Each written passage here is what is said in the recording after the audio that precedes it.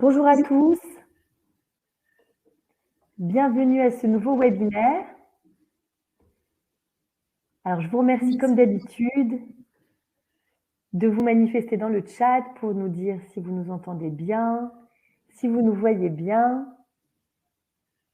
On est ravis de vous retrouver pour cette nouvelle session de 6 nouveaux webinaires jusqu'au 16 décembre prochain. Donc, n'hésitez pas à vous manifester dans le chat pour nous dire que vous nous voyez bien et que vous nous entendez bien.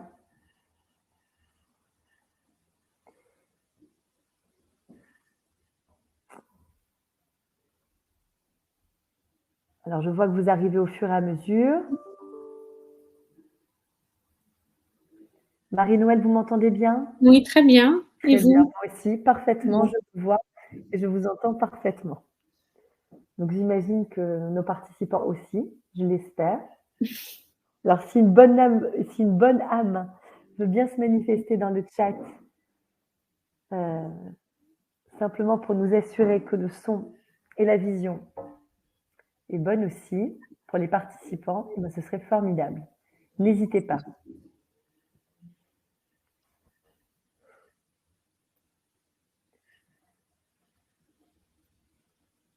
Alors là, je vois, quelqu'un se manifeste. Super. Merci Isabelle, Valérie et Céline. Merci beaucoup. Alors, ravie de vous retrouver donc pour ce nouveau webinaire qui démarre sur une thématique au cœur de votre activité et de la nôtre, c'est-à-dire le divorce. Alors, le divorce, c'est un sujet éminemment large qui mériterait beaucoup de développement et de longues formations. Mais l'objectif du webinaire de ce jour est de vous donner un éclairage aussi précis que possible sur les points les plus importants du divorce, de la manière dont sont abordées les procédures de divorce aujourd'hui, en 2021 en France, que ce soit le divorce par consentement mutuel ou le divorce contentieux. Alors, j'ai le plaisir d'avoir à mes côtés Marie-Noël Marville, que vous connaissez maintenant, médiatrice familiale, qui nous accompagne à l'occasion de nos webinaires fréquemment lorsqu'il s'agit de thématiques de droit de la famille, mais aussi dans nos dossiers. Et voilà, si je la fais intervenir aussi souvent, c'est que notre partenariat fonctionne très bien et que son action est éminemment précieuse, notamment en amont du traitement de dossiers. Marie-Noël, je vous propose, pour celles et ceux qui ne vous connaissent pas encore, de vous présenter. Ok. Bonjour Judith, bonjour à toutes, à tous. Je suis donc Marie-Noël Marville, je suis médiatrice familiale depuis une dizaine d'années. J'exerce en libéral à Paris dans le 10e arrondissement. Et donc, en tant que médiatrice familiale, je suis formée un peu au droit, même si je ne suis pas juriste. Je suis formée à la psychologie, à la communication, à la sociologie de la famille, et donc toutes ces matières permettent au médiateur familial d'intervenir surtout quand il y a des conflits, et quand il y a divorce, il y a souvent des conflits. Et voilà pourquoi la médiation familiale peut avoir tout son intérêt. Merci beaucoup Marie-Noël. Alors on attend Maître Rubin qui va pas tarder, je pense, à rentrer dans la salle virtuelle. Mais effectivement, la médiation, c'est extrêmement important dans la plupart des dossiers, je dirais l'écrasante majorité. Mais là où votre intervention va être vraiment pertinente aujourd'hui, c'est que l'obligation de médiation est au cœur de la procédure de la réforme de la procédure de divorce contentieux. À savoir qu'aujourd'hui, normalement, et on y reviendra un peu plus tard avec vous, Marie-Noël, on ne peut pas saisir un juge aux affaires familiales dans le cas d'un divorce contentieux si au préalable, on n'a pas tout tenté pour s'entendre, à savoir si on n'a pas tout tenté pour aller sur le terrain du divorce par consentement mutuel.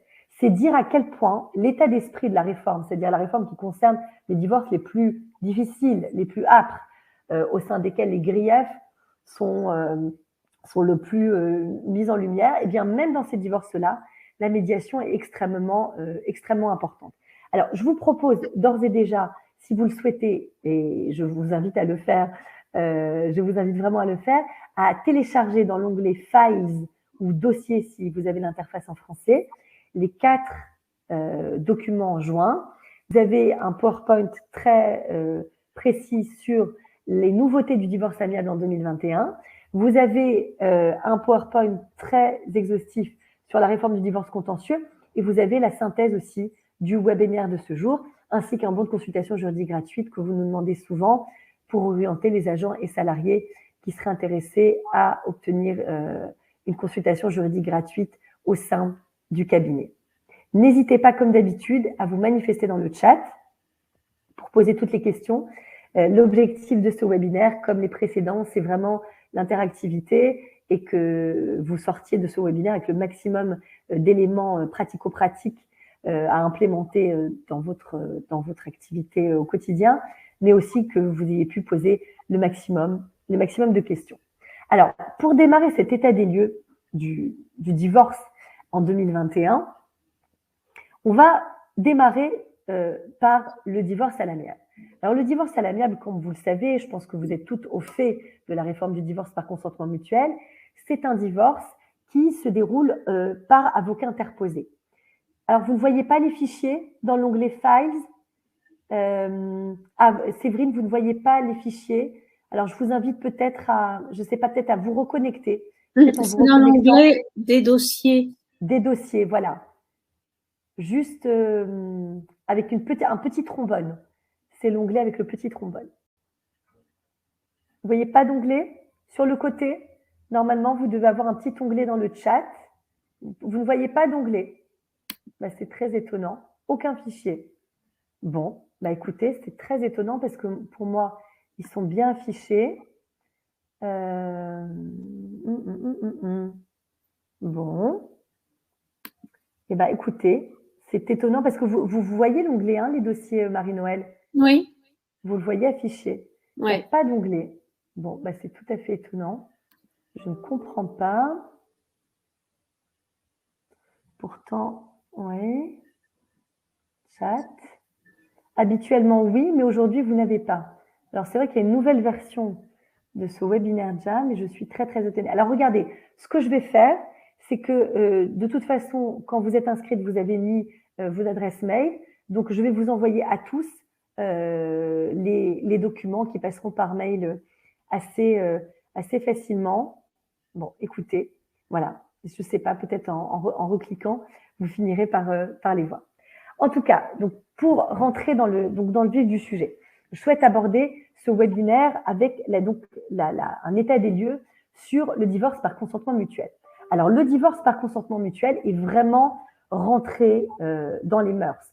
À savoir qu'aujourd'hui, tout le monde sait, quasiment, et je pense que vous aussi, vous êtes au fait de cette réforme qui date maintenant du 1er janvier 2017, c'est-à-dire quasiment 5 ans, qu'aujourd'hui, le divorce par consentement mutuel se déroule en cabinet d'avocat avec 2 avocats, chaque époux ayant son avocat, et les 2 avocats, ensemble, vont rédiger la convention de divorce par consentement mutuel dans un esprit d'équilibre des parties, c'est-à-dire que véritablement, chacun sorte avec une rédaction qui lui convienne et surtout un document pérenne dans le temps, c'est-à-dire puisque précisément ça convient en partie, donc la rédaction, en tout cas ce qui est implémenté dans la convention de divorce par consentement mutuel, est censé s'appliquer dans un temps relativement long.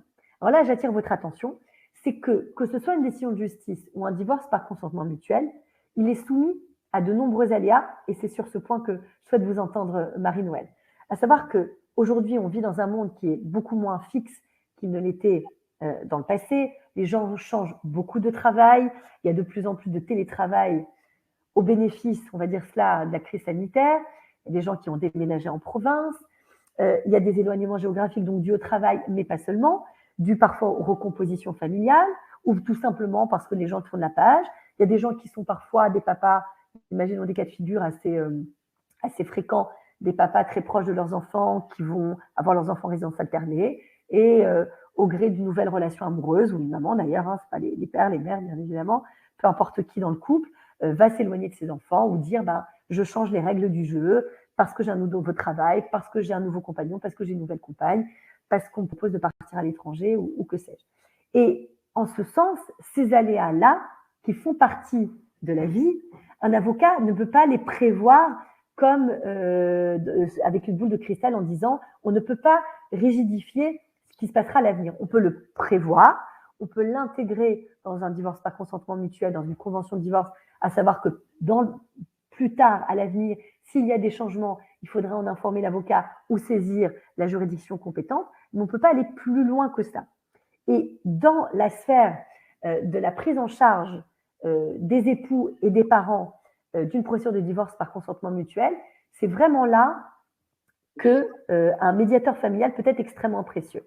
Un médiateur familial peut être précieux pour aider les époux et la plupart du temps les parents à prévoir l'avenir avec le plus de visibilité possible, en toute transparence, pour essayer de se dire, voilà, où est-ce que tu en es toi, au niveau affectif, au niveau professionnel, mais aussi et surtout, alors là je vous parle de l'avenir, mais de régler les comptes du passé. Et ça, malheureusement, nous, avocats, on ne peut pas, encore ce matin, j'ai reçu une dame qui me disait qu'elle avait peur de laisser sa fille à son papa, et elle n'était pas capable de m'expliquer pourquoi. Elle avait eu peur pour des questions d'attouchement, mais elle est allée voir la brigade des mineurs, des pédopsychiatres, rien n'était ressorti de ça. Et en fait, elle était vraiment dans quelque chose où je lui demandais, est-ce que vous avez des éléments pour qu'on aille devant la justice? Et elle n'en avait pas.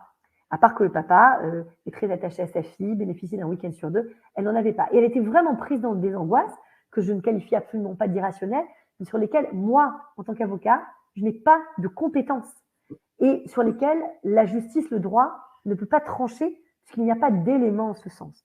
Et c'est précisément sur ces questions-là, alors là, je vous parle d'un cas assez extrême, c'est-à-dire d'angoisse, d'attouchement, d'inceste, ce genre de choses, mais simplement même pour des conflits parentaux beaucoup plus simples, afférents aux écoles, ou parfois à certaines croyances, ou à la religion, ce genre de choses, malheureusement, les avocats ne sont pas vraiment compétents pour dire ce qui va dans le sens de l'intérêt des enfants, si ce n'est de leur dire, eh bien, continuez à faire ce que vous aviez l'habitude de faire.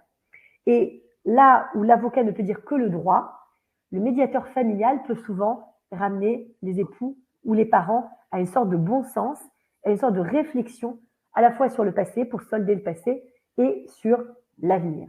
Donc, sur ces réflexions, Marie-Noëlle, je pense que tous nos participants seraient très intéressés de savoir, déjà peut-être rappeler comment se passe une séance de médiation familiale et expliquer aussi comment est-ce que vous fonctionnez, peut-être quels outils, comment vous faites circuler le dialogue pour solder le passé et pour entrevoir l'avenir, précisément sur ces questions sur lesquelles l'avocat ne peut pas trancher.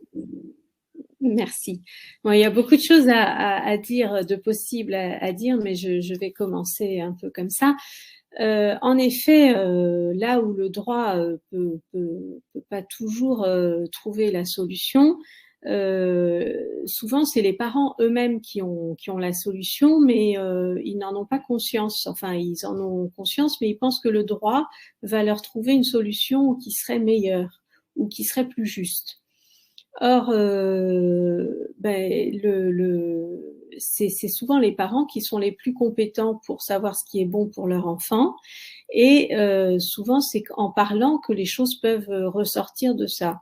Alors je reprends le cas que vous citiez tout à l'heure, sans parler des problèmes d'attouchement, etc. Ça c'est encore un autre cas de figure, mais une maman par exemple qui a du mal à confier son enfant au papa, mais qui ne sait pas vraiment pourquoi, il n'y a qu'en parlant tous les deux que les choses peuvent se décortiquer et être approfondies.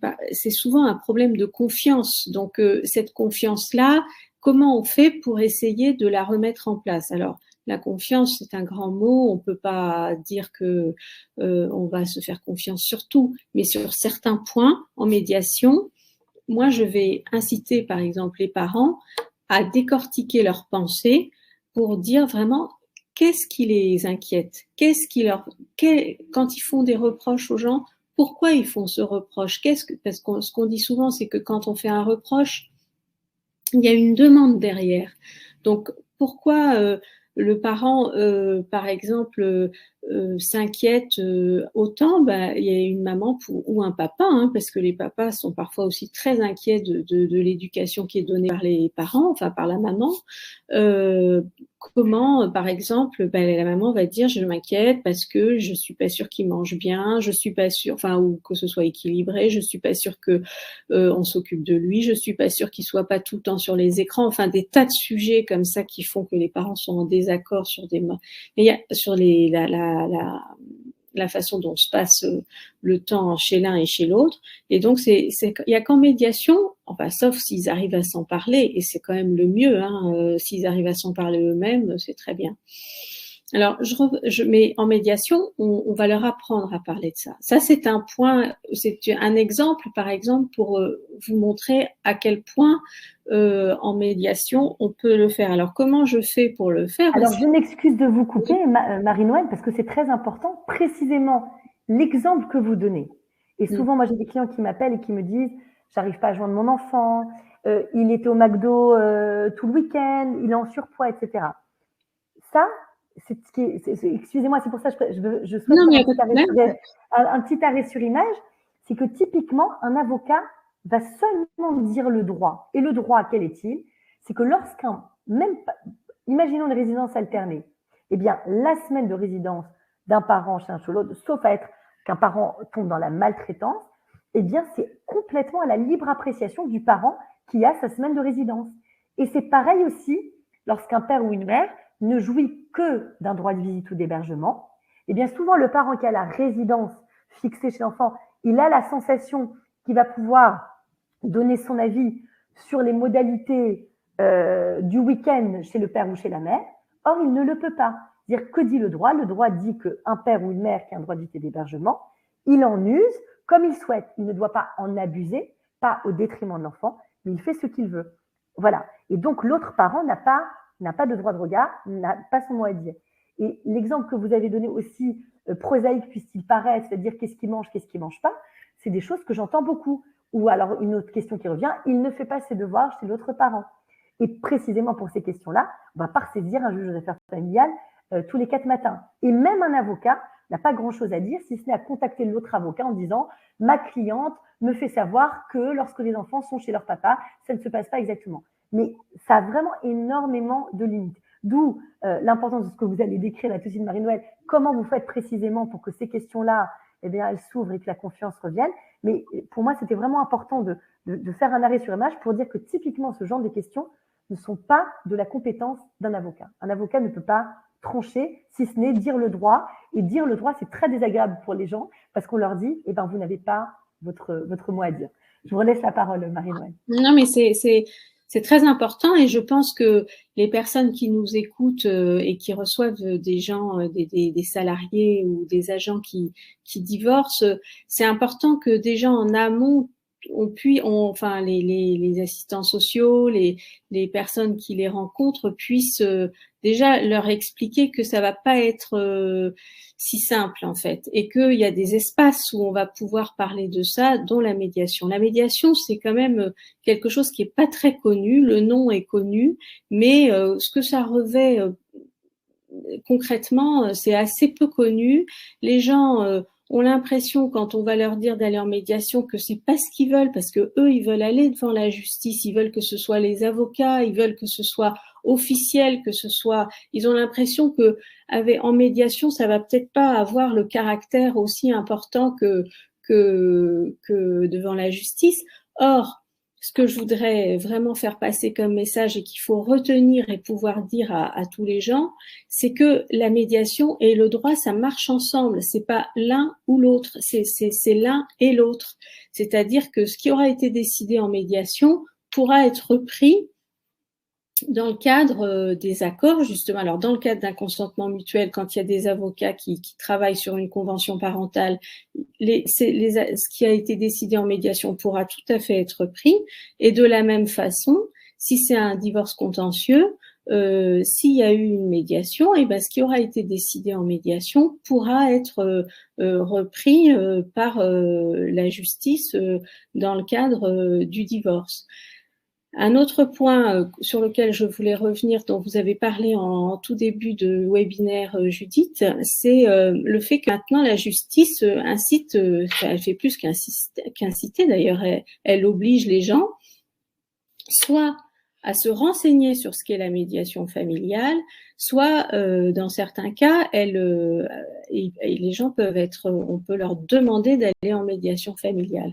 Alors, il faut savoir que depuis quelques années, alors attendez, j'ai regardé, oui, depuis 2016, il y a dans certaines juridictions en France ce qu'on appelle la TMFPO, qui est la tentative de médiation obligatoire, et qui probablement va s'étendre à toutes les juridictions. Je crois que le projet, c'est d'étendre à 34 juridictions dans quelques temps, et ensuite peut-être à toute la France.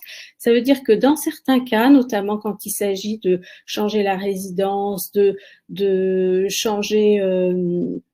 alors attendez, il y a des raisons, le droit de visite, la contribution, pour certains points, le juge va obliger les gens à rencontrer un médiateur et même à tenter la médiation. Donc, ça peut paraître pour les gens un peu étonnant et parfois décevant, parce qu'en fait, ils n'ont pas envie de se parler, et c'est bien souvent le problème. Maintenant, si ça s'est rentré autant dans la loi, c'est que il y a des raisons, en fait. C'est que comme on l'a dit, et là je reviens aux propos qu'on avait tout à l'heure, c'est que la justice ne peut pas tout, et que les gens sont souvent très déçus des décisions qui sont prises.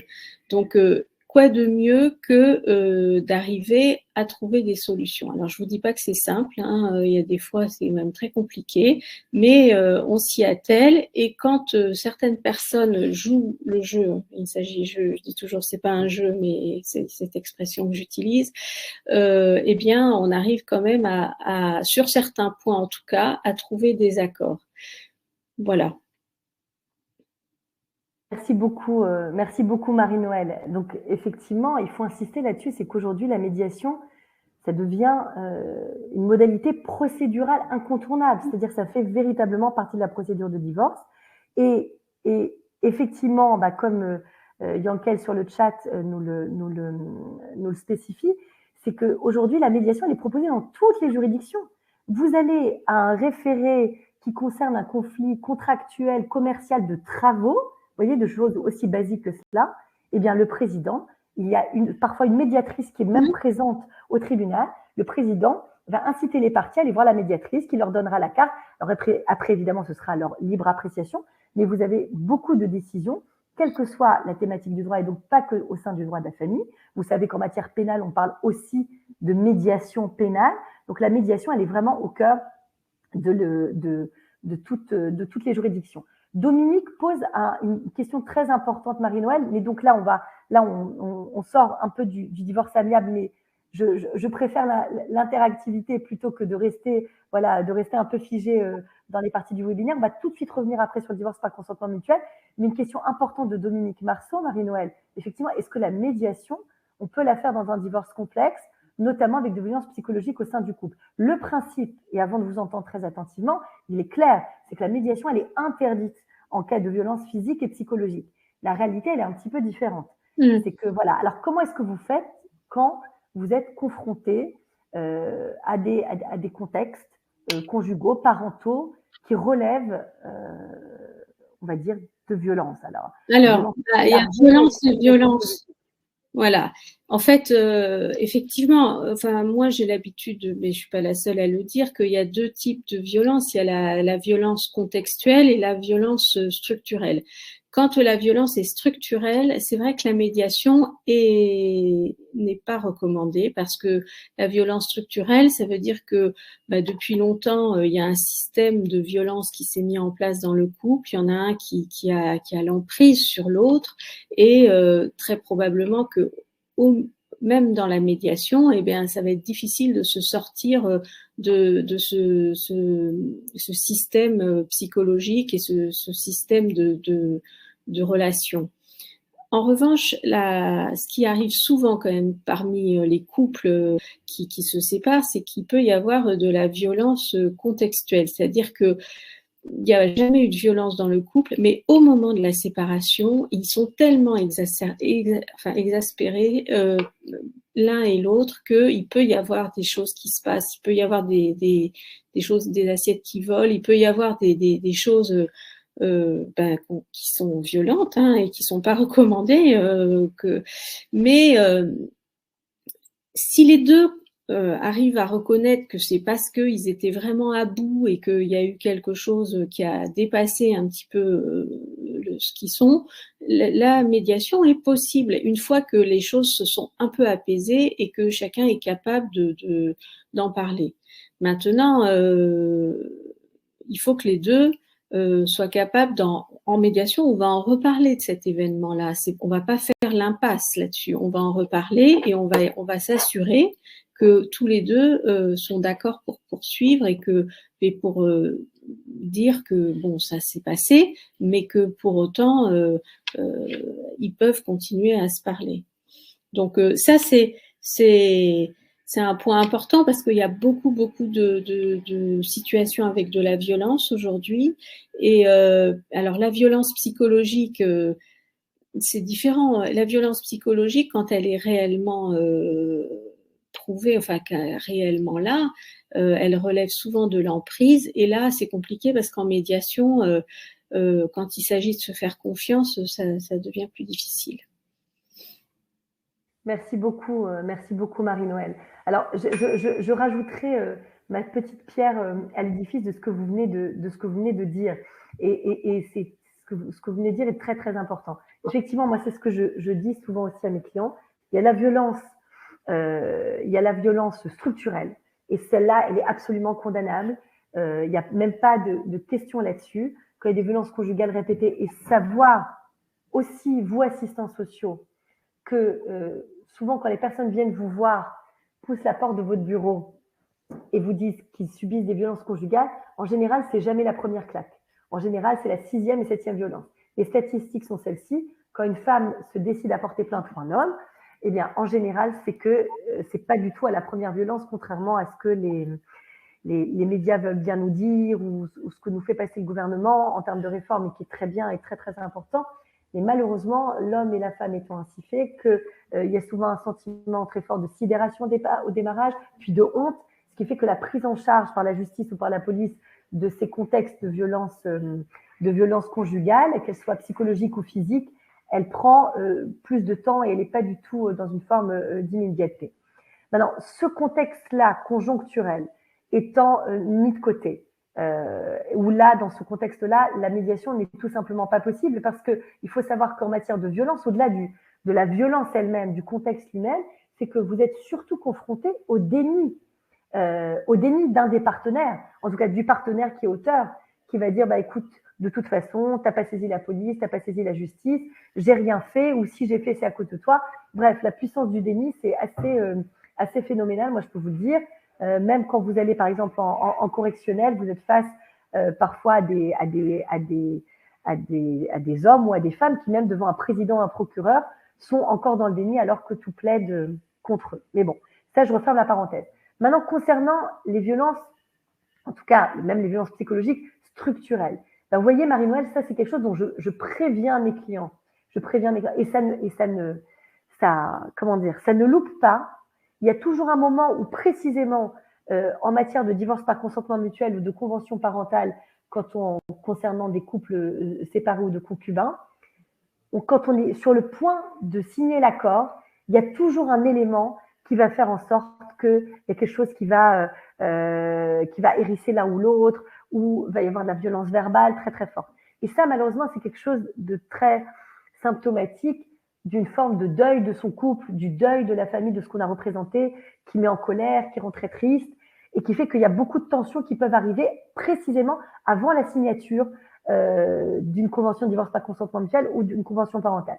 Donc ça, c'est très important ce qu'on est en train de vous dire, Marie-Noëlle et moi-même, à savoir qu'il ne faut pas s'affoler quand il y a ça. Ça ne remet pas en compte l'accord, ça ne remet pas en compte le processus de médiation, et il faut essayer de contextualiser les choses et précisément d'en parler à un médiateur. Donc, cette parenthèse extrêmement importante étant refermée, je vous rappelle l'état d'esprit du divorce par consentement mutuel. C'est un divorce déjudiciarisé, c'est-à-dire qu'il n'a plus devant la justice, c'est un divorce qui est contractualisé. Alors, c'est pas joli comme terme, mais la réalité, c'est celle-là. C'est qu'en fait, autour d'une table, au moment de la signature du divorce, on signe tous les quatre, les deux parties, l'homme, la femme, l'époux, l'épouse, les deux avocats, on signe le divorce par consentement mutuel, et donc ça ressemble à une sorte de contrat. Et ça l'est. Maintenant, la volonté du législateur, c'était de faciliter au maximum cette procédure de divorce par consentement mutuel et de désengorger les tribunaux. Ce qui fait que aujourd'hui, donc la thématique de ce webinaire, c'est qu'en est-il du divorce aujourd'hui en 2021? Eh bien, là, le divorce par consentement mutuel est complètement rentré dans les mœurs, et il est rentré dans les mœurs d'autant plus qu'il devient beaucoup plus facile, notamment pour les gens qui n'ont pas beaucoup d'enjeux. Ils sont plutôt d'accord, par exemple, sur le sort de leurs biens communs. Ils sont d'accord sur le rythme des enfants, sur les modalités de résidence. Et donc, les choses peuvent se faire assez vite. Et là, on touche quand même à une vision un peu piégeante de ce divorce par consentement mutuel, à savoir que ça peut devenir pour certaines personnes comme une simple formalité. Et on sait que divorcer n'est pas une simple formalité. Et beaucoup de clients viennent me voir en me disant « Ah, regardez, j'ai vu, il y a une pub sur Internet, il y a un avocat qui dit le divorce à 250 €, en 2 semaines, c'est fini, emballé, empaqueté. » Et là, j'attire vraiment l'attention des gens, en ce sens que certes, le divorce par consentement mutuel, qui n'est plus si nouveau, puisque la réforme date d'il y a 5 ans, eh bien, il offre beaucoup de souplesse en termes de médiation, de négociation, de rédaction à la virgule près, en petite touche impressionniste, vraiment un équilibre des parties parfait sur leur desiderata respectifs. Mais le danger de ça, c'est que ça peut donner une vision un peu expéditive de la justice, ou en tout cas une idée qu'on peut se défaire assez rapidement des liens conjugaux et même parfois de ces liens avec ses propres enfants. Marie-Noëlle, est-ce que vous avez cette sensation-là aussi quand vous Oui. recevez des couples en médiation, que tout est devenu finalement un petit peu trop facile avec cette procédure de divorce par consentement mutuel par avocat? Alors, je ne sais pas si les choses sont devenues trop faciles, mais en tout cas, moi, j'attire l'attention des gens sur le fait que j'ai eu un couple là la semaine dernière à ce sujet, que ils sont d'accord, mais c'est quand même très douloureux. Et j'attire le fait sur le fait qu'il ne faut pas aller trop vite quand même si c'est du consentement mutuel, même si a priori ils sont d'accord sur beaucoup de choses. D'abord, il faut que chacun ait bien confiance dans l'avocat qui le représente. Et ensuite, il ne faut pas lâcher pour faire plaisir à l'autre, pour aller vite, alors évidemment, parfois il faut trouver un compromis, il faut écouter l'un et l'autre, mais il ne faut pas qu'il y en ait un qui ait l'impression qu'il a tout lâché pour aller vite et pour se débarrasser du divorce, et puis l'autre, il faut quand même avoir l'impression d'avoir été entendu, d'avoir été au fond de ce que ça représente, toutes les décisions qui sont prises dans ce contrat qui est maintenant décidé entre avocats et ensuite qui passe devant le notaire, parce que sinon le risque c'est effectivement que ce divorce-là, on revienne dessus très vite, et c'est pas du tout l'objectif. Donc moi je trouve en tout cas que de toute façon divorcer, ça je suis d'accord complètement avec vous, divorcer c'est toujours très compliqué, c'est toujours une épreuve, c'est toujours un moment important dans la vie de quelqu'un, et même quand il y a plusieurs divorces, c'est jamais simple, on divorce pas si simplement. Donc c'est important de soigner entre guillemets son divorce, de prendre le temps de réfléchir et de pas le brader. Et effectivement, les procédures là sur Internet, etc. Je crois que, je suis pas une grande spécialiste, mais il y a beaucoup de gens qui en sont mécontents. Oui, tout à fait, tout à fait. Donc ça, voilà, ce que dit Marie-Noëlle est éminemment important, c'est que malgré les facilités qu'offre ce nouveau divorce par consentement mutuel, je rappelle la procédure stricte en termes de calendrier. À partir du moment où on est tombé d'accord sur la rédaction de la convention de divorce, c'est-à-dire qu'on est d'accord et sur toutes les conséquences du divorce, c'est-à-dire sur le sort des biens, et aussi ce qui concerne les enfants et la partie financière, pension alimentaire et prestations compensatoires.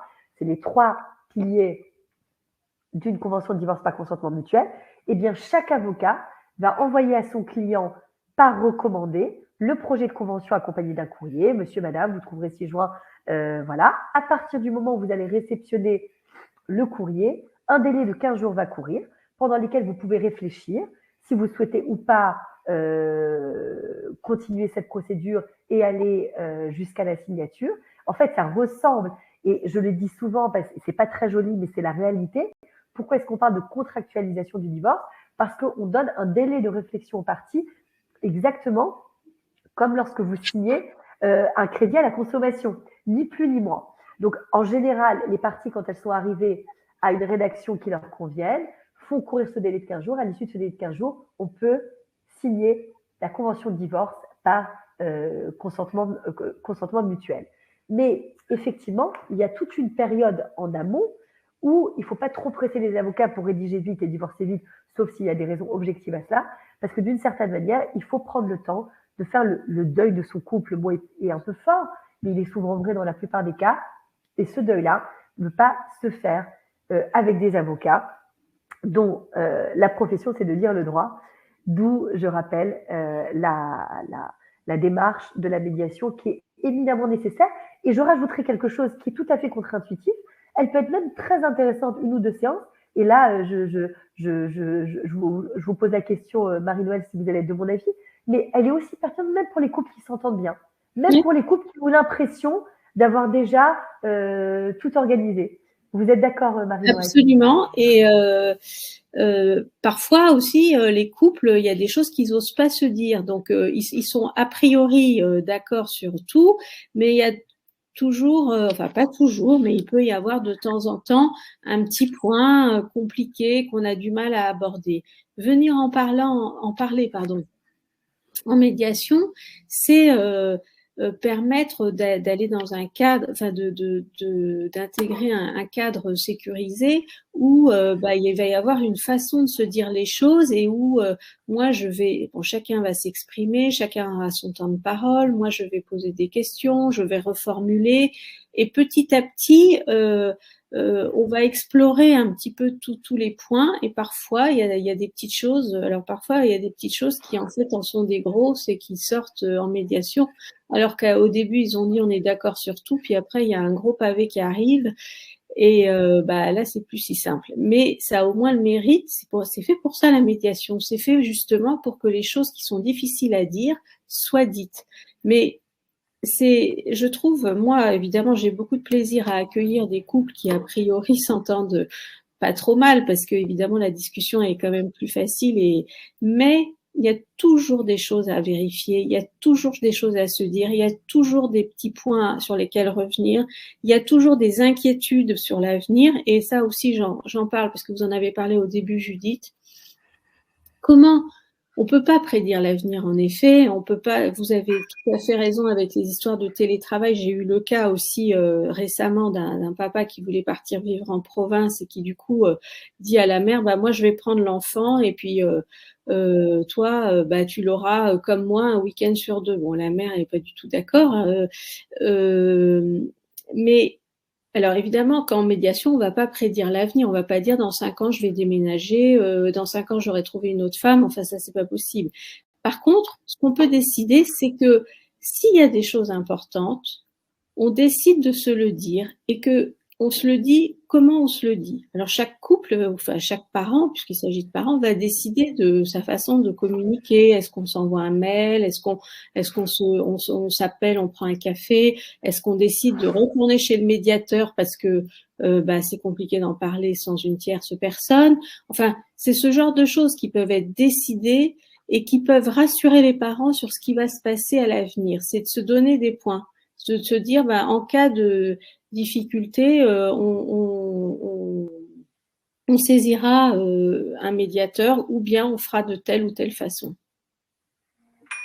Merci Marie-Noël. En effet, alors c'est vrai que passer encore une fois aussi, donc comme on l'a dit en introduction, par un médiateur pour l'avenir, c'est très intéressant.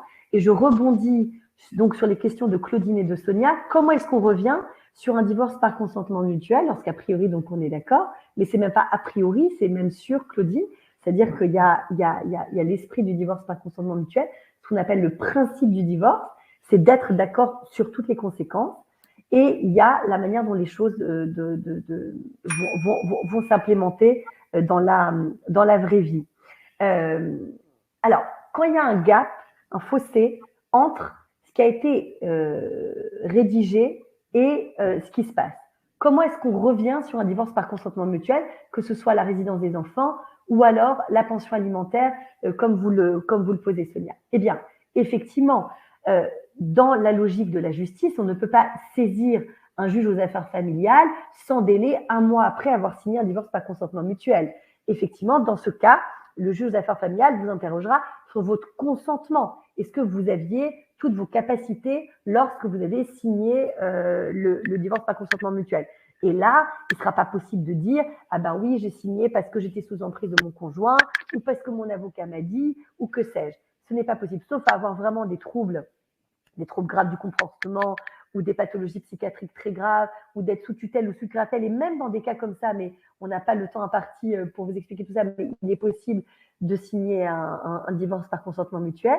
Eh bien, le divorce par consentement mutuel, ça vaut comme une décision de justice, comme si vous aviez marqué devant tribunal judiciaire de tel ou tel département et avec le nom des parties. Donc, c'est exactement la même chose. Le divorce par consentement mutuel n'est pas gardé au greffe du juge aux affaires familiales, mais il est gardé chez le notaire. C'est pour ça qu'on dit que c'est un divorce notarié. Ce n'est pas le notaire qui décide, c'est le notaire qui vérifie tous les éléments de procédure pour voir que le dossier est bien complet et il l'enregistre à ses minutes. Qu'est-ce que ça veut dire enregistrer à ses minutes? Il le garde chez lui, il donne bien évidemment, il fait une attestation de divorce notarié que les avocats après transcrivent à l'état civil et les gens sont officiellement divorcés. Alors, pour revenir à la question, quand vous avez tout ça, eh bien évidemment, heureusement, on est dans un état de droit, on peut revenir sur une convention de divorce par consentement mutuel. On ne peut pas y revenir dans le mois qui suit ou dans les 3 mois qui suivent, parce qu'effectivement, le juge aux affaires familiales ne comprendrait pas la logique. Pourquoi vous avez signé quelque chose qui n'est pas pérenne 3 mois plus tard? Souvent, l'exemple que je donne, qui n'est pas très très joli, mais qui est très parlant, c'est que quand on rédige un divorce par consentement mutuel, d'où l'importance d'avoir des bons avocats qui soient conscients de l'appréhension de tous les éléments de la vie des uns et des autres, des parents et des enfants, soit sur le plan matériel ou le plan affectif, ou sur tous les éléments qui afférents à l'autorité parentale. Il faut avoir des avocats qui rentrent vraiment dans les détails pour ne pas que ce divorce par consentement mutuel ressemble à un yaourt qu'on aurait acheté dans un supermarché et on voit que c'est périmé depuis 5 jours. Donc, il y a véritablement l'état d'esprit du divorce par consentement mutuel, c'est avoir un minimum de pérennité dans le temps. Alors, souvent, je dis, c'est quoi la pérennité d'une convention de divorce par consentement mutuel?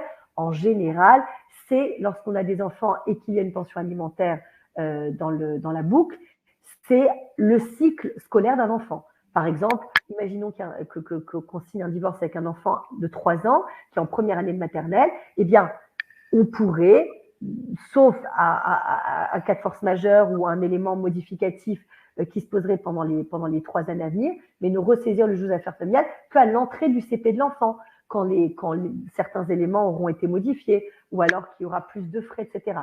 Mais dans l'idée, donc l'esprit général, c'est on ne ressaisit pas le juge, on n'est pas procédurier, on ne va pas le ressaisir tous les 4 matins. Ça, c'est un. Mais s'il y a vraiment, et qu'en général, on essaie de suivre, lorsqu'il y a des enfants, le temps d'un cycle scolaire, du CP au CE1, CE2, de la 6e à la 3e, de la seconde à la terminale, ou après quand un enfant est étudiant, tous les cycles de vie qui font que certains éléments, notamment financiers en termes de charges, pour les parents vont changer. Mais en dehors de cette idée-là, qui est une idée générale, suivie par les juges aux affaires familiales, eh bien, vous avez des éléments modificatifs très importants. Quelqu'un qui perd son travail, qui se retrouve avec des allocations chômage très faibles ou RSA, ou au contraire, quelqu'un qui a une mutation et qui passe de 2 000 € par mois à 10 000 € par mois, bon, sans rentrer dans ces excès-là, mais voilà, qui a une évolution très, très importante, ou alors quelqu'un qui refait sa vie, qui va vivre avec son nouveau compagnon, sa nouvelle compagne, oui, il faut ressaisir le juge. Donc, bien évidemment, heureusement, Claudine et Sonia, on peut faire ces démarches-là, que ça concerne la résidence des enfants ou que ça concerne la pension alimentaire, mais il ne faut pas le faire trop vite. Sinon, vraiment, le juge, en quelque sorte, excusez-moi de parler de manière aussi directive, va un peu vous rironner en vous disant, mais monsieur, madame, quand vous avez signé le divorce par consentement mutuel, vous saviez ce que vous signez. Donc, et en général, les requêtes modificatives, c'est comme ça qu'on les appelle, les requêtes modificatives auprès du juge des affaires familiales, on ne peut pas les balancer tous les 4 matins. Donc, oui, on peut le faire, mais attention de le faire avec suffisamment de discernement, avec des éléments modificatifs pour lesquels on a des preuves à amener. On sait que son nouveau conjoint vit avec une nouvelle compagne qui gagne très très bien sa vie. On sait qu'on va avoir une mutation professionnelle assez rapidement. Donc, il faut avoir des éléments substantiels. Pour tous les autres changements, eh bien, il faut s'en référer au médiateur ou à l'avocat qui va pouvoir gérer, on va dire, cette forme d'entre-deux entre la procédure stricto sensu et entre une décision qui aura été rendue et signée et la projection vers un autre moment où on voudrait ressaisir la justice. On n'est pas obligé de ressaisir la justice tout le temps. On peut faire appel donc à d'autres professionnels, notamment médiateurs. Et là, j'insiste là-dessus et j'aimerais vous entendre, Marie-Noëlle, puisqu'on va arriver au divorce contentieux que leur tourne, c'est qu'effectivement, un médiateur, c'est pas juste pour s'asseoir autour d'une tasse de thé, même si j'imagine vous offrez un thé, un café, mais, ou pour parler de sa vie de couple. C'est pour parler, pour expurger ce qui ne va pas, essayer de trouver des solutions pour l'avenir, et tout ça est rédigé dans une sorte de convention de médiation qui va être utilisée par l'avocat et que l'avocat va pouvoir implémenter lui-même dans un document rédigé par ses soins. Si vous voulez un peu nous éclairer là-dessus. Oui, tout à fait. C'est-à-dire que les personnes vont trouver des accords. Enfin, on les invite. On utilise par exemple très concrètement un paperboard. Enfin, moi, je fais comme ça. Et sur ce paperboard, on va écrire toutes les décisions qui sont prises par les personnes. Que le paperboard, ça a l'avantage d'être, on le voit ensemble pendant la séance de médiation. Donc moi, je n'écris, ou parfois même les gens prennent le stylo, écrivent eux-mêmes. Enfin, ça dépend des situations. Et là, on décide d'un certain nombre de choses. Alors parfois, les gens se contentent juste de photographier le paperboard et de partir avec les décisions qui ont été notées là. Et parfois, ils préfèrent qu'on rédige ensemble un papier ou des accords qui, en principe, sont repris par l'avocat pour être mis en forme de façon plus juridique. Mais ce qui est important, c'est que ce sont leurs accords. Et surtout, il y a quelque chose d'important qui revient, enfin qui est important à signaler, c'est que sur alors dans le divorce, sur les contrats, je ne sais pas comment c'est écrit sur les contrats, j'en ai déjà vu, mais j'ai pas fait attention. En tout cas, sur les jugements, c'est sûr, c'est toujours écrit, sauf meilleur accord des parties. Ça veut dire que évidemment, quand un enfant change de vie, ou bien qu'il y a des différences d'argent, que l'évolution de la excusez-moi, des revenus de chacun arrivent, etc., mais c'est pas toujours nécessaire de saisir la justice, sauf meilleur accord des parties. Ça veut dire que si les parents arrivent à se mettre d'accord entre eux, mais c'est très bien. Et s'ils préfèrent que ce soit écrit, ils peuvent faire un petit accord entre eux. Et s'ils veulent que ce soit, ça passe devant le juge, ils peuvent aussi, mais il faut quand même essayer de faire comprendre au maximum aux gens. C'est pas pour dénigrer le rôle du juge, bien au contraire. Le juge, il est là pour des choses importantes. Mais c'est pour montrer aux gens qu'en fait, la justice ne peut pas tout et que vraiment, c'est eux qui vont décider de leur vie et de ce qu'ils vont pouvoir faire pour leurs enfants. C'est une façon de prendre ses responsabilités. Et tout à l'heure, Judith, quand vous parliez des évolutions de la vie, qu'il y a beaucoup de choses qui changent, effectivement, la vie, on a beaucoup plus de liberté que par le passé, en fait, parce qu'autrefois, on était très cadré par de la famille, la religion, par beaucoup de choses qui faisaient que la famille bougeait pas beaucoup. Maintenant, et puis il y a les mutations, on se déplace plus facilement, etc. Maintenant, on a beaucoup plus de liberté, mais on a aussi beaucoup plus de responsabilité, parce que du coup, il faut être responsable vis-à-vis de ses enfants. Et donc, tout ce que la justice essaye de mettre en place là, justement, c'est de responsabiliser les gens dans leur rôle de parents et dans les décisions qu'ils prennent. C'est extrêmement juste. Et je résumerai ça en disant qu'aujourd'hui, la justice souhaite que les parents soient véritablement acteurs de toutes les procédures, qu'elles soient amiables ou contentieuses. C'est-à-dire qu'on remet véritablement le couple au milieu et c'est plus le juge qui trône et qui va avoir sa libre appréciation de la situation des gens et trancher.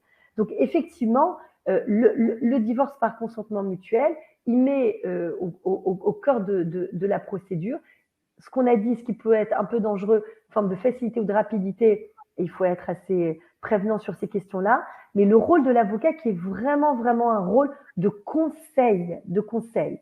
Et c'est pour ça que je souhaitais vraiment que Marie-Noëlle intervienne, à savoir que l'avocat ne peut pas tout. Et l'avocat a ses limites. L'avocat n'est pas psychologue, n'est pas médiateur. C'est pour ça que nous, on a à cœur d'envoyer nos clients quand on sent qu'ils le souhaitent ou quand on sent que c'est nécessaire, vers Marie-Noëlle. Et j'irai même plus loin dans la démarche. Pourquoi ça me semble tellement important? Même des couples que j'ai envoyés vers Marie-Noëlle et qui sont partis en disant ça marche pas, il est buté, c'est un pervers narcissique, il m'a pas laissé parler, il n'était pas content, il voulait pas de la médiation. Eh bien, c'est incroyable. Je dis pas ça pour faire de la démagogie facile auprès de Marie-Noëlle. On se connaît depuis longtemps maintenant. Mais ne serait-ce que juste le passage chez un médiateur, même sans avoir trouvé d'accord, va modifier la posture des gens. Et beaucoup de couples qui vous ont vu Marie-Noëlle et même qui sont sortis de chez vous en n'étant pas d'accord, en disant non, non, non, moi je veux pas continuer la médiation, ce qui n'est pas la majorité des cas. La majorité des cas souhaitent poursuivre et font quelques séances. Mais même chez ceux qui, a priori, la médiation n'a pas fonctionné, eh bien, le fait d'être rentré un tout petit peu en médiation, c'est comme si le ton avait un peu baissé. Et comme par extraordinaire, souvent après être passé par une première séance de médiation, ils sont d'accord d'aller vers un alias. Et ça, c'est pour ça qu'il faut, je dirais, vous, assistants sociaux, il faut orienter les gens vers un professionnel qui s'appelle médiateur familial, ils sont formés pour, mais ou un thérapeute, etc., qui va être une sorte de sas de décompression avant d'aller voir les professionnels en dur que nous sommes, nous, avocats, et qui aussi gentils, bienveillants puissions-nous être. Eh bien, on incarne la justice, on incarne la loi, et les gens ont des exigences, souvent que ça aille vite, ou alors d'être devant la justice et d'en découdre. Et la vie, malheureusement, c'est pas tout à fait ça, surtout lorsqu'on veut que mission de divorce soit suffisamment pérenne. Donc, pour terminer sur le divorce par consentement mutuel, il est vraiment rentré dans les mœurs. C'est la meilleure des solutions, surtout quand on y associe d'autres professionnels, notamment les médiateurs familiaux. Mais attention de ne pas aller trop vite. Attention aussi à ce que ce soit pas juste un moyen de pression de l'un sur l'autre en disant si tu acceptes pas le divorce par consentement mutuel, je te laisserai pas les enfants ou j'accepterai pas l'alternance. Donc il faut être vigilant à vous, assistants sociaux, à ces micro-signaux que vous pouvez sentir en entretien. Quand le divorce par consentement mutuel n'est pas, l'état d'esprit du divorce par consentement mutuel n'est pas respecté et qu'en fait, c'est un moyen de garder un petit peu l'autre sous emprise. Mais ce sont des cas en général assez minoritaires, mais il faut être attentif là-dessus. Maintenant, pourquoi je me suis tellement étendue sur le divorce par consentement mutuel? C'est parce que la réforme du divorce contentieux, qui date du 1er janvier 2021, et je vais être rapide, est vraiment dans la droite ligne du divorce par consentement mutuel. Et il inscrit d'ailleurs dans son premier, dans les premiers alinéas, que les époux, lorsqu'ils le souhaitent, entament une procédure et vont devant la juridiction compétente. Mais, premier alinéa, ils doivent avoir en amont tout tenté une médiation familiale. Donc, cet état d'esprit, qui est propre au consentement mutuel, il a infusé du côté du législateur pour le divorce contentieux. Alors, les grandes nouveautés, eh ben, la grande nouveauté, elle se situe surtout sur un point. C'est que lorsque vous avez un couple, notamment au sein d'un couple, qui ne veut pas divorcer et qui pourrit la situation, sans même parler de violences psychologiques ou physiques, soit qu'il ait quitté le domicile, soit qu'il soit reparti à l'étranger, par exemple dans son pays, soit qu'il mène sa vie à côté avec un nouveau compagnon ou une nouvelle compagne, mais qui ne souhaite pas entamer les procédures de divorce, eh bien aujourd'hui, un des 3 divorces contentieux, et c'est sur lui, c'est sur ce divorce que je souhaite attirer votre attention, c'est le divorce pour altération définitive du lien conjugal. Il y a 20 ans, il fallait 6 ans de séparation avant d'être officiellement divorcé. Il y a quelques années, il fallait 2 ans, et aujourd'hui, il suffit d'1 année. Donc, c'est assez court, c'est-à-dire que même en l'absence de l'autre époux ou épouse, ou même face à un époux très récalcitrant, on peut être divorcé après 1 an de séparation. Vous avez d'autres divorces, vous avez ce qu'on appelle le divorce demandé et accepté. Ça, c'est le divorce contentieux le plus classique, à savoir qu'on fait une requête devant un juge aux affaires familiales. On dit qu'on est d'accord sur le principe de divorcer, mais on n'est pas d'accord sur les conséquences du divorce. Alors, on peut être d'accord sur quelques conséquences, mais pas sur toutes les conséquences. On peut être d'accord sur les enfants, mais on n'est pas d'accord sur le bien, etc. Et là aussi, où c'est extrêmement intéressant, c'est que cette idée de médiation, rien que cette semaine, j'ai fait 2 séances de médiation notariée, Marie-Noël, à savoir que même pour le patrimoine, les juges engagent les parties avant le jugement de divorce à ce que les parties se mettent d'accord, même dans un divorce contentieux, pas seulement sur les enfants, sur les modalités de résidence ou de droit d'hébergement, mais aussi sur les biens. Et pourquoi je vous dis ça à vos assistants sociaux? Parce que c'est très, très important pour vous dire à quel point je souhaitais que dans ce webinaire, l'idée de la médiation ait toute sa place. La médiation familiale, elle a infusé dans les procédures judiciaires, pas simplement sur la médiation familiale stricto sensu, mais aussi sur la médiation notariée. À savoir que quand les parties en général, quand les parties ne sont pas d'accord et vont au contentieux, c'est qu'ils ne sont pas d'accord sur les enfants et souvent ils ne sont pas d'accord sur le bien. L'argent étant le nerf de la guerre ou sur le montant de la prestation compensatoire, ce genre de choses. Eh bien, plutôt qu'attendre la fin parce que vous savez que le juge, je vous le répète, le juge d'affaires familiales est compétent pour fixer la résidence des enfants, le montant de la pension alimentaire, la prestation compensatoire, dire quel époux pourra jouir de tel ou tel bien, mais en aucun cas pour donner le bien à quelqu'un. C'est-à-dire qu'il y a simplement, ça c'est les époux qui doivent, quoi qu'il en soit, même s'ils sont en guerre et qu'ils ne veulent pas déposer les armes, etc., eh bien à la fin, at the end of the day, ils devront, même après que le divorce soit prononcé, devant un deuxième juge qui s'appelle le juge de la liquidation, se mettre d'accord sur la répartition des biens. Donc, c'est très important de faire passer, de prêcher, je dirais, la bonne parole auprès des personnes que vous rencontrez.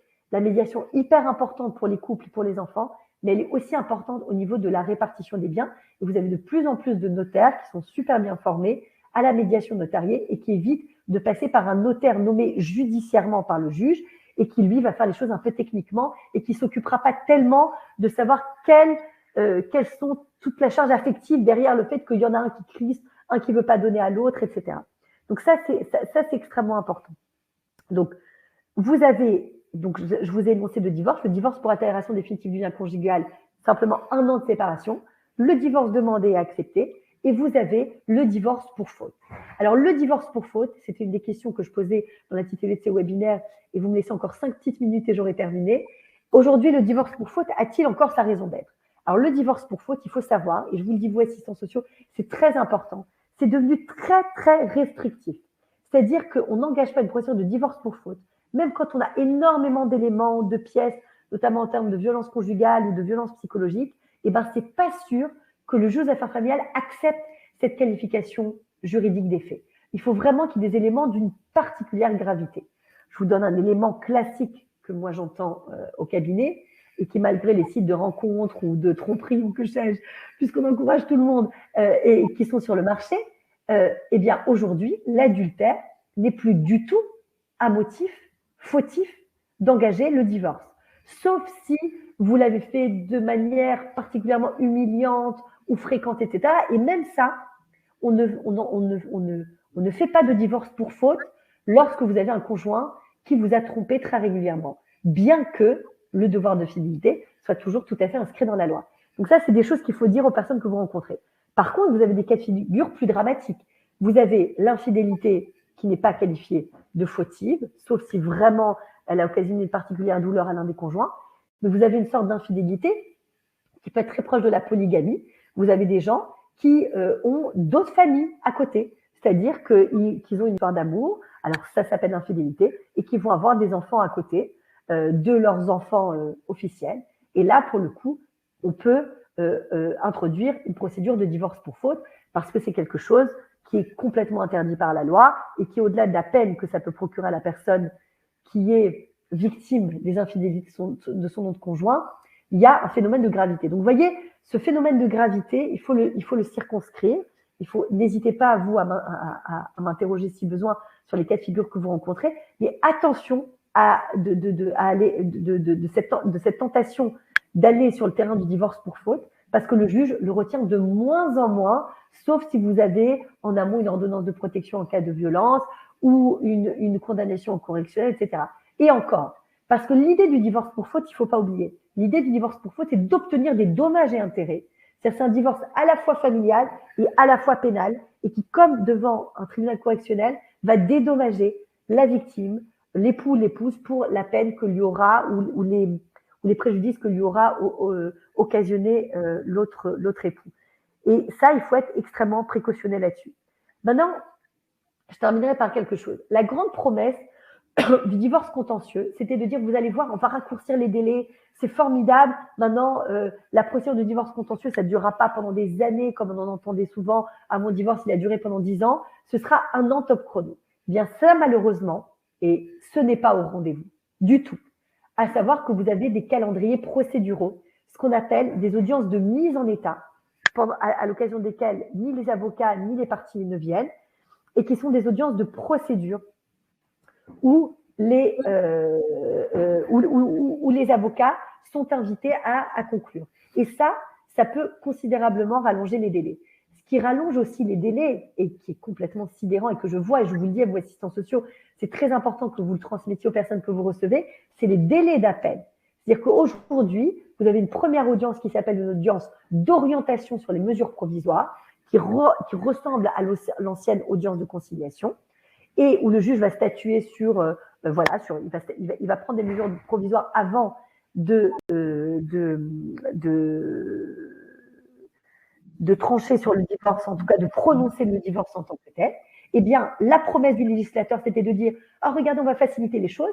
L'avocat, au démarrage de la procédure, il va déposer et les demandes provisoires et les demandes définitives, emballées, empaquetées.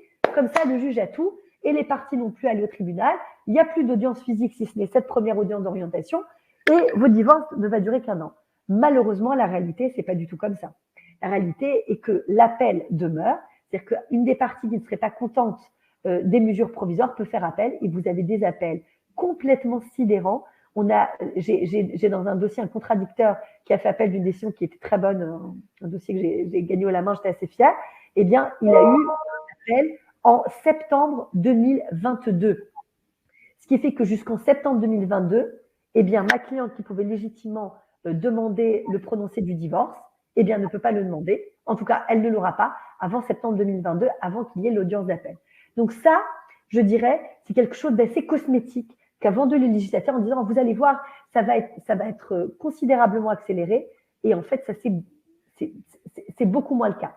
Il y a une autre chose qui me fait dire, et j'en terminerai là-dessus, et je vous laisserai le mot de la fin, Marie-Noël, qu'il vaut mieux, quoi qu'il en soit, privilégier les modalités de divorce par consentement mutuel, parce que vous avez 2 avocats qui parlent ensemble et qui vont rentrer vraiment, vraiment dans la finesse de toutes les modalités de la fin du mariage.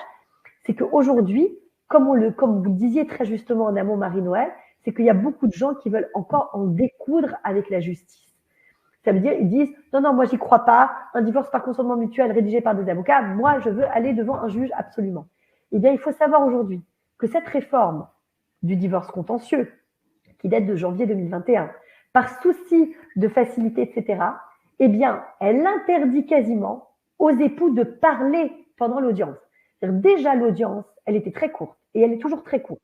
C'est 15 minutes à tout casser. Mais pendant cette audience, seuls les avocats parlent, ce qui crée une grande frustration chez les époux, à savoir qu'ils n'ont même pas eu la possibilité de dire. Et ce n'est que lorsque vous êtes face à des dossiers particulièrement contentieux que le juge va poser une question à l'époux, à l'épouse, mais l'époux, l'épouse aura 1 minute top chrono pour répondre.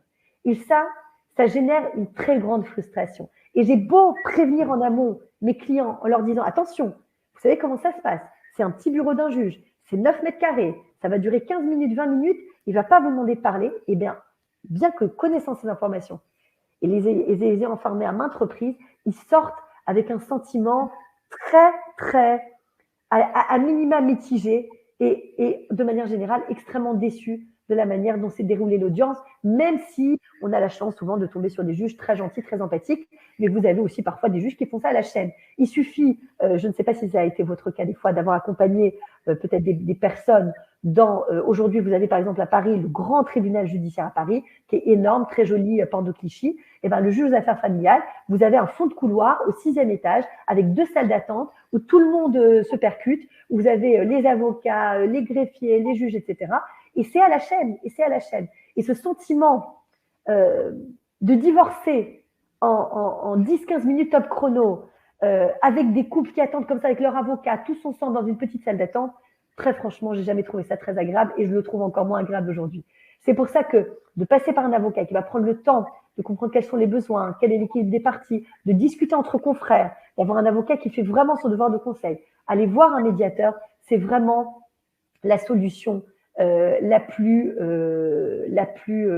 satisfaisante. Voilà, la plus satisfaisante exactement pour toutes les parties. Avant de vous écouter, Marie-Noël, Isabelle me demande, vous avez aidé à remplir un dossier d'aide juridictionnelle pour le divorce. Est-ce que vous pouvez demander la désignation d'un notaire à l'aide juridictionnelle? Oui, ça me semble possible. Il y a quand même des frais qui sont incompressibles. Je vais regarder parce qu'il faut que j'investigue un petit peu.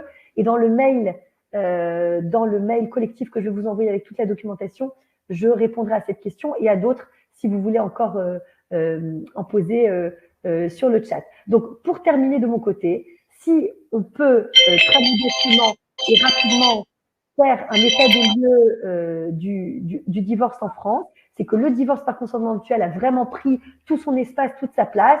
Attention à la rapidité, attention à la facilité. Le divorce le divorce par consentement mutuel. Et concernant le divorce contentieux, il est certes a priori facilité au niveau des délais, surtout lorsque les personnes sont séparées, c'est-à-dire avec ce délai raccourci de 1 an en matière d'altération définitive du lien conjugal. Mais attention, parce que la procédure est ce qu'elle est, la justice, le temps judiciaire est long, notamment lorsque l'un qui n'est pas content d'une décision fera appel. Alors là, vous êtes encore reparti sur, malheureusement, des années de procédure. Donc, autant que faire se peut, il faut privilégier un divorce par consentement mutuel, accompagné par un avocat et éventuellement des médiateurs. Marie-Noël, je vous laisse conclure. Alors, je vais conclure très simplement pour expliquer aux gens comment trouver un médiateur, parce que c'est important. Alors, évidemment, moi, ce que je vous recommande de faire quand les gens cherchent un médiateur, savent pas où s'adresser, c'est de regarder sur le site de l'APMF. C'est l'Association pour la médiation familiale. Là, vous trouverez des associations de médiation, des médiateurs familiaux en libéral dans toute la France. Donc parfois, par exemple, les couples n'habitent pas dans la même région et du coup, il faut essayer de trouver un médiateur peut-être plus près de l'un qui peut pas se déplacer, etc. Donc, je vous recommande ça. Et autre chose, ça m'est échappé, mais oui, donc de chercher un médiateur sur le site de l'APMF. Et voilà, je n'ai pas grand-chose d'autre à préciser.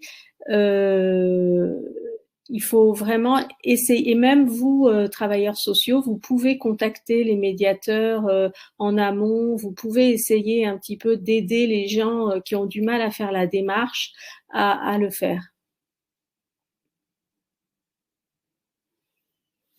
Merci beaucoup Marie-Noël. Donc j'ai mis en ligne le lien vers le site et je donnerai aussi dans le mail que je transmettrai à tout le monde le lien vers votre site à vous, parce que vous êtes sur Paris 10e. Voilà, et ça m'est revenu. Et l'autre chose qui s'est beaucoup développée aussi pendant le confinement, c'est que maintenant on fait des médiations en visio.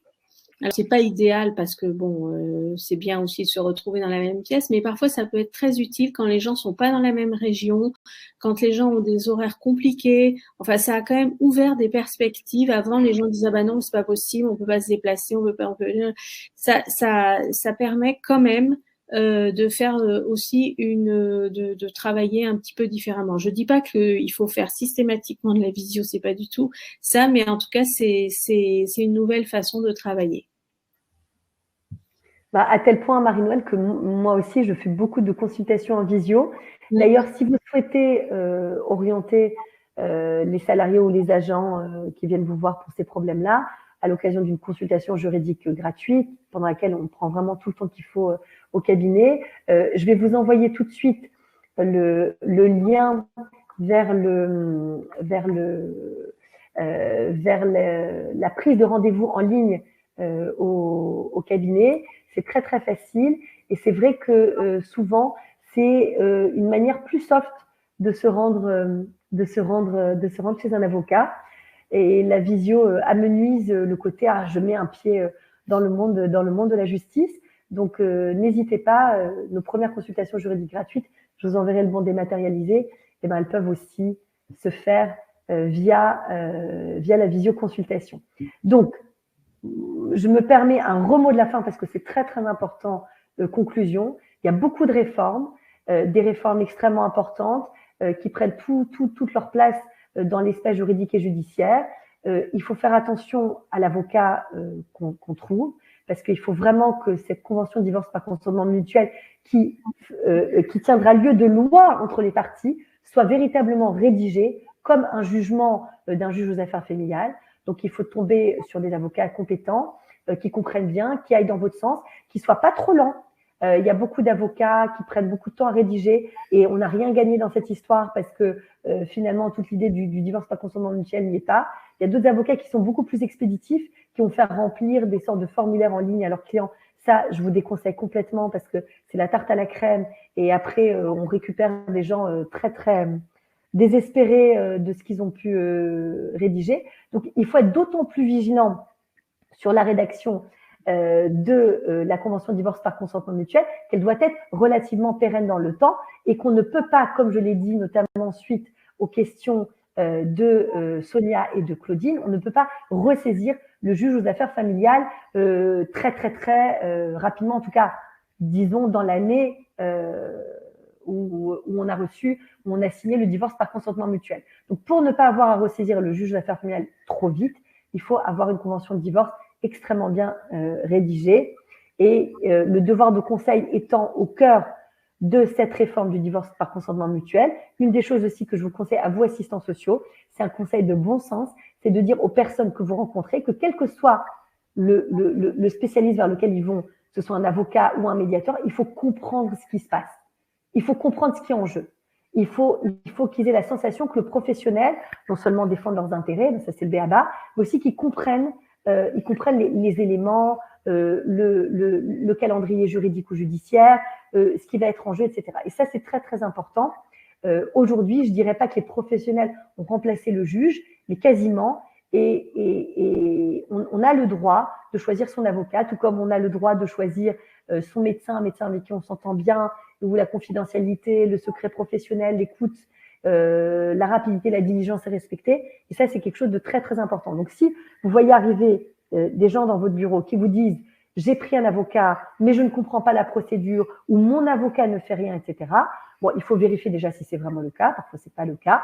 Vous avez aussi beaucoup comment on appelle ça, de turnover judiciaire. Il faut se méfier de gens qui viennent vous voir et qui vous disent « j'étais pas content de l'avocat, j'étais pas content du médiateur, ça fait la 3e fois que je change d'avocat ». Il faut être vigilant sur ces profils-là, parce qu'en général, aujourd'hui, les avocats sont plutôt formés à toutes les questions afférentes au divorce, en tout cas les avocats spécialisés en la matière. Mais rappelez aux personnes que vous rencontrez que, quel que soit le métier, médiateur familial ou avocat, mais avocat, on a véritablement un devoir de conseil, un devoir didactique, un devoir d'explication sur tous les tenants et aboutissants de la procédure de divorce. J'ai encore pris un petit quart d'heure en plus, mais le sujet le méritait. J'espère, avec Marie-Noëlle, vous avoir transmis quelques informations phares qui vous permettront de mener vos entretiens avec les personnes concernées par des procédures de divorce au mieux. Et vous verrez que la documentation que je vais vous envoyer est extrêmement précise et exhaustive et vous pourrez vous y référer sans problème. Je vous ai laissé mon adresse mail. J'octroie 1 heure par jour. Alors, 1 heure par jour, je peux pas toujours, mais au moins une bonne demi-heure par jour à répondre aux questions qui me sont posées par vous, assistants sociaux. Donc, n'hésitez pas à m'envoyer vos questions. Et si c'est trop technique ou ça nous demande de rencontrer les gens, n'hésitez pas à les orienter vers nous. On travaille toujours en toute transparence, que ce soit au niveau de mes honoraires.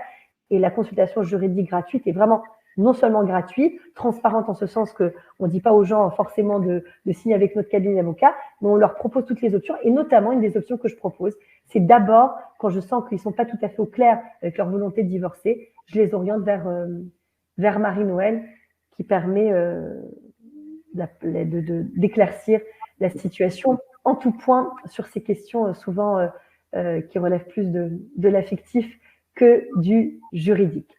Je vous souhaite une excellente fin de journée. La semaine prochaine, un webinaire très intéressant sur les violences conjugales, le 25 novembre, qui sera la journée qui concerne les violences faites aux femmes, sur les violences conjugales de manière générale. Et à l'occasion de ce webinaire, on va rappeler exactement quels sont les rôles des intervenants, en tout cas des aidants en matière de traitement des violences conjugales. On va rappeler que fait la police, que fait la justice, que peuvent faire vraiment les avocats, que peuvent faire les médecins pour aider les personnes que vous accompagnez dans des contextes toujours éminemment difficiles, douloureux que sont les violences conjugales, pour savoir se tourner vers les bons professionnels de la justice, de la police, de la médecine. Et on réabordera aussi éventuellement le rôle des thérapeutes, psychologues et médiateurs familiaux. Merci beaucoup Marie-Noëlle pour votre participation. Merci à vous. Toujours très riche. Et je vous dis à très bientôt. Bon après-midi à tous. Au revoir. Au revoir.